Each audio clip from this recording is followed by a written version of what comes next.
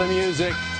He is a TV pioneer, more than 50 years in showbiz. Started on the radio, led to his first national TV show, Truth or Consequences. From there, he went on to host the longest-running game show in TV history, The Price is Right. Ran for 35 years under the helm of that man. His new book is Priceless Memories. That's the title. And here's the guy, Bob Barker. Welcome to our show. Great to meet you in person. You know, it's rare that we've had so many guests that have on the show who have said, "You have Bob Barker coming up?" So many people are excited because you were so much a part of their lives. Well, I've been around for so long. But that's a good thing. I was on television probably before any one of you three was born. Possibly except Steve, he's really old. But he's remarkably well preserved. Oh, thank you very much. I made a deal.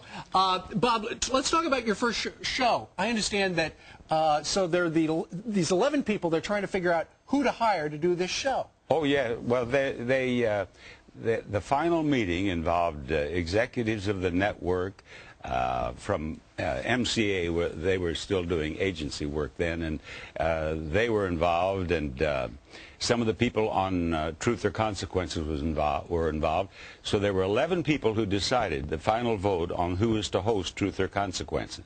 I got one vote, but it was Ralph Edwards' vote. So I got one the job. out of 11 thought you were the guy. And they signed me to a contract with a 4-week out clause. Either I cut it in 4 weeks or I was out. Right. And I made it, and they hired me permanently. And on the marquee of the old El Capitan Theater, when we first started, we were doing the show live at 8 o'clock in the morning, live to New York. Right. And up there it said Donuts and Bob Barker.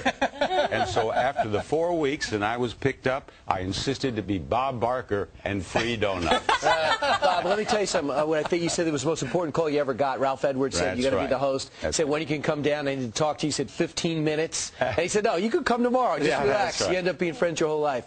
But overall, what I have most respect about you is every show looked like your first. That's the way I tried over all those years to have every show look like opening day. I wanted to try to give each show its own personality, and that's how I felt as a viewer. I think it helped in the longevity of the show. Yeah, oh, come on, and all those ladies who just wanted to get a kiss from you as well when they came up on stage. That was one of the most memorable things. But Chris Wallace, who does our Fox News, they like the kisses, but they like the cars more. Yeah, and the $100 bills that came out of your pocket. That's right. Chris Wallace, who hosts our Sunday show, had this question for you. He wanted to know when the 4 people were down there and they bid, and one person bid $300 and the next person bid $301. That's right. Anyone ever got into a fist fight? Well, no, they did a little of this once in a while, but that's it. Excuse me. I'm used to it. He's taking karate, so. Yep, he is, from Chuck Norris.